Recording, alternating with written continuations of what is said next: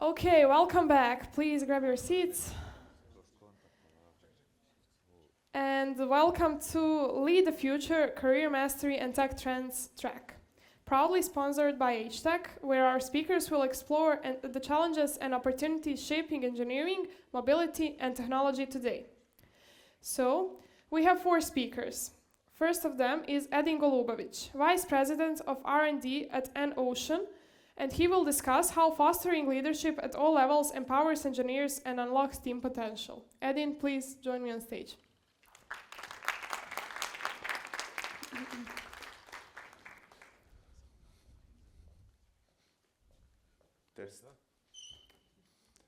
As I said, I need something to change slides.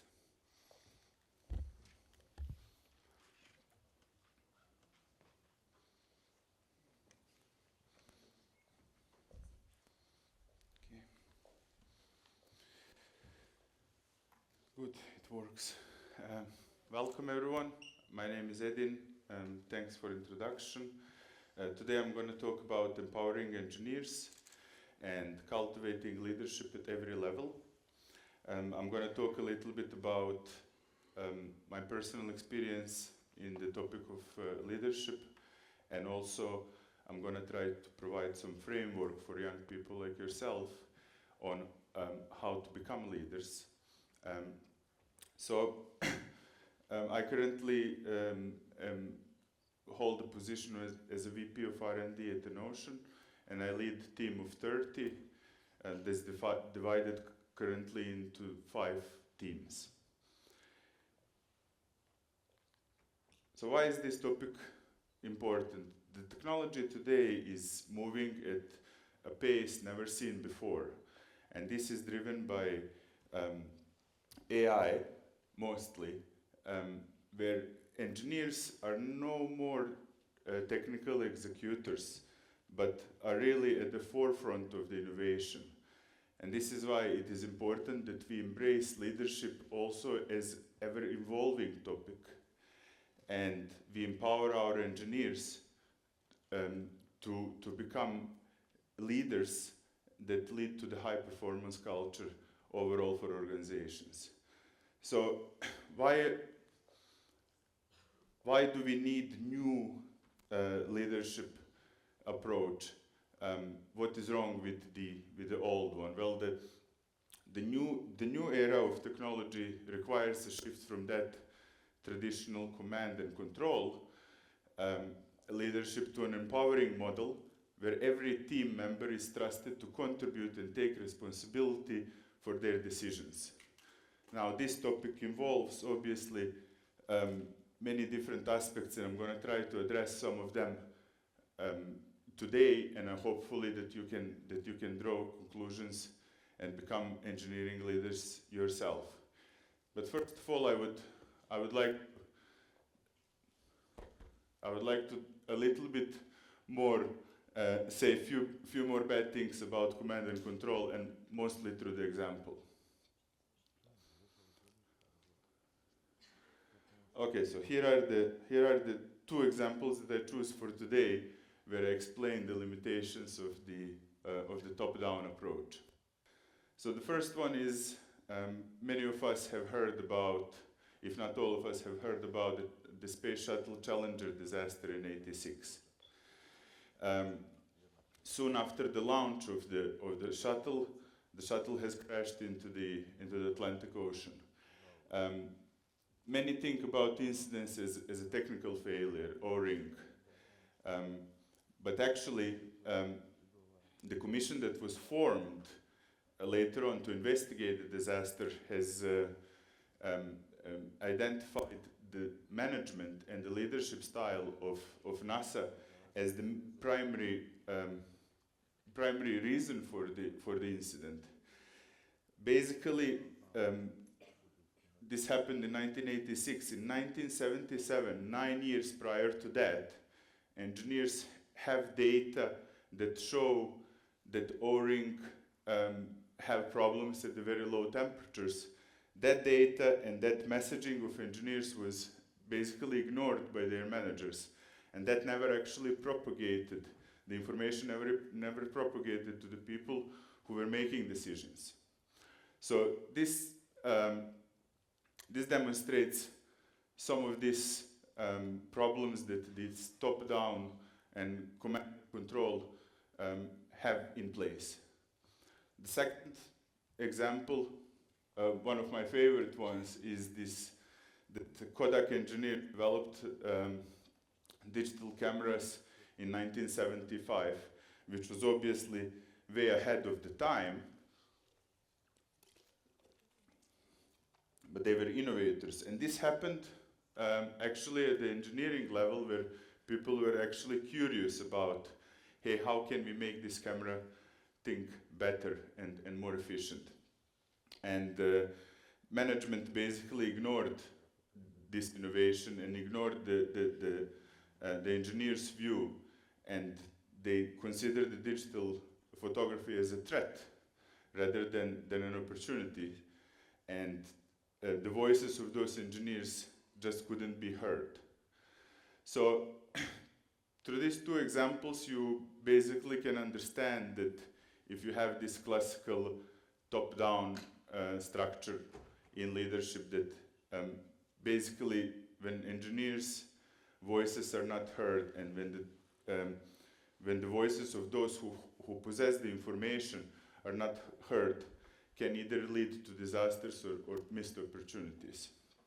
These two examples are obviously exaggerated in nature, just to support the things that I'm going to be talking about today. But this kind of things are actually happening on a daily basis in the companies who implement this kind of leadership philosophies.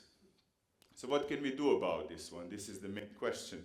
And what kind of conclusions can you guys draw in order to help you with your careers? So we need to embrace empowerment, meaning that we need to empower engineers to do their job and trust them. So first of all, we need to decentralize the decision-making authority. We need to provide people at all levels some kind of autonomy and opportunity to make decisions. The second one is that we have to encourage the proactive problem-solving culture. This basically introduces the shift from these passive roles into more active roles. And then also fostering a sense of ownership and accountability, because this is the main motivator for the engineers, is when they own things and they think about whatever they're doing as their own babies, in a sense. And you hear this one all of the time, and we have heard very, very motivating presentation from Igor as well, where he basically feels the sense of ownership, and for engineers it works the same. The second concept I would like to introduce is intent-based communication. Now, what does this one mean? Any effective communication is a must in any organization. But the intent-based communication is a little bit different. It may sound like a psychological trick, but believe me, it isn't. What does this one mean? When team members talk about the tasks they're about to execute, they talk about it as, I intend to do this task this and this way. Now, why is this one important? The moment that people speak like this, and it's not do this, do that, basically there is a sense of ownership in the sentences, and also when we talk like this, we invite for the collaboration. So it definitely promotes the critical thinking, because the moment that you're not on a passive side where you're just receiving instructions to operate, where you're actually taking a step forward and saying, I intend to do something, this promotes obviously the critical thinking. Did I think about all of the details that need to be thought of because I'm now promoting something that I will do. And of course, it is also initiative. So again, we are shifting from this passive to active, and initiative is always good. And then the ownership, this is where this, let's say, the psychological side of the communication sits, is that we actually feel ownership of the things that we say we intend to do instead of being just on the receiving end.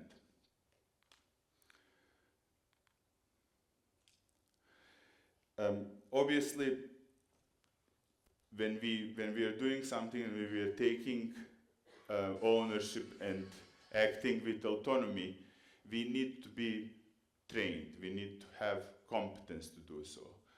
So learning nowadays is about embracing the continuous growth.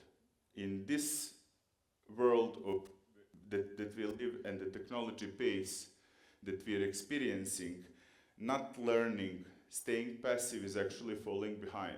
So we need to continuously learn to be competent to make the decisions and to be competent to take the ownership in the engineering teams.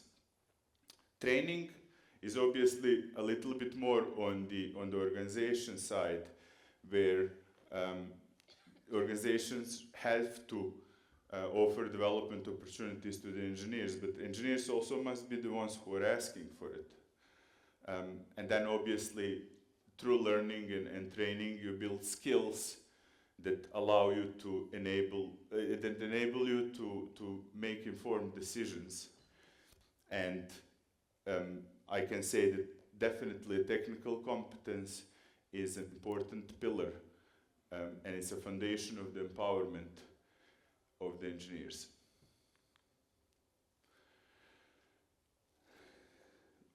Another point is the clear communication about the organization's vision. So engineers and team members at all levels have to understand where is company heading towards.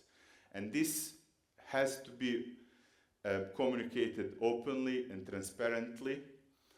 And then also engineers need to understand fully their roles and the responsibilities that they're taking. And then when company communicates their vision clearly and the engineers know their roles, this is where we are met with the shared purpose that just enhances the teamwork. Since I believe most of you are engineers, I haven't done the survey, but engineers love frameworks, so I decided to put the stuff that I was talking until now into some kind of framework. So the first pillar, obviously, is intent. Encourage team members to express intentions. Remember, intentions bring ownership, and they also increase the collaboration. Then engineers need to be provided with autonomy to make decisions. And I'm not talking about the total autonomy, but some kind of autonomy that actually is supported by the organization. Feedback needs to be there. We need to create loops for continuous improvements. As engineers are leading, they need to be told whether they're going in the right direction or something needs to change. And this feedback is again thing that can be created within the team, where the team members are the one who are providing the feedback. And then trust. So the trust is, it seems as a bottom thing here, but it's kind of the hardest thing to achieve. And we just need to build confidence through this empowerment. Empowerment in action. So I would like to share my personal story where actually I learned all this and experienced that kind of changed my leadership philosophy. We had the project assigned to a team. The project was very challenging in terms of strict deadlines. It was technically very, very difficult project, and also we did not know how to do many things. So the team that was executing the project was governed by this top-down, centralized kind of decision-making, and the team was just awaiting the instructions, in a sense, from their managers. When I took over the team and the project, I just realized this can't be done. Maybe some other project could be realized, this one where, for example, the leader or the manager would know exactly what needs to be done and how, but with the complex projects, it's just not possible. And I wanted to promote the right culture. So what I did is that, first of all, I explained people everybody's role. So everybody got certain area where they were deemed as experts, where they were deemed as leaders, where they were deemed as someone who should be taking the ownership and giving the responsibility to the team. The second one was that I created loops of feedback where we would be sitting on a regular basis all together, and I was encouraging people to express intent as a form of communication. The moment that one started happening, people started to be way more cautious and thoughtful about what they were intending to do, what was going to happen next. Then what we did is basically try to build trust where obviously people who are technically competent now own the tasks, and there is a forum where feedback can be shared. And trust me, if you ever enter the room where the meeting was going on, you wouldn't be able to point at the manager, you wouldn't be able to point at me. My role was more about how can I ask better questions and how can I support the team members in order to execute the project. Obviously, it didn't go smooth because where the team was coming from is all about the trust, and they were on a passenger seat for a long time. But very soon you could understand that it is better for them, and they started acting as a leader within their own role. And that's the whole point of this kind of approach, is to create leaders that lead from within. Anyhow, the result of the project was, yes, it was delivered in time, it was delivered in scope, but what was the most interesting point for me is that we ended up with solutions that nobody thought about in the beginning of the project. So the innovation was born, and this is really, even now as I'm speaking, putting a smile on my face, because this is very important when you want to have productive engineering team. I believe that obviously the task is not done. We have to spend, we did already spend a year into this one, and we need to spend another year or two to fully integrate this approach into the team, but we can already see the results. This actually motivated me to think about the leadership in a sense of a framework where this intent-based communication is done, where people are competent to do their work, where they're taking ownership and so on. So the key takeaways, I tried to keep it as short as possible and sweet. So we need to empower the potential. Now, empowering engineers leads to innovation and high performance. You, as future engineers in the organizations, have to think about your roles through the empowerment and through some of the methodology that I was presenting today. Second one is intent communication. Don't be fooled. This is not just a psychological trick. Really, sharing intentions promotes the initiative and ownership. Competence is obviously crucial. This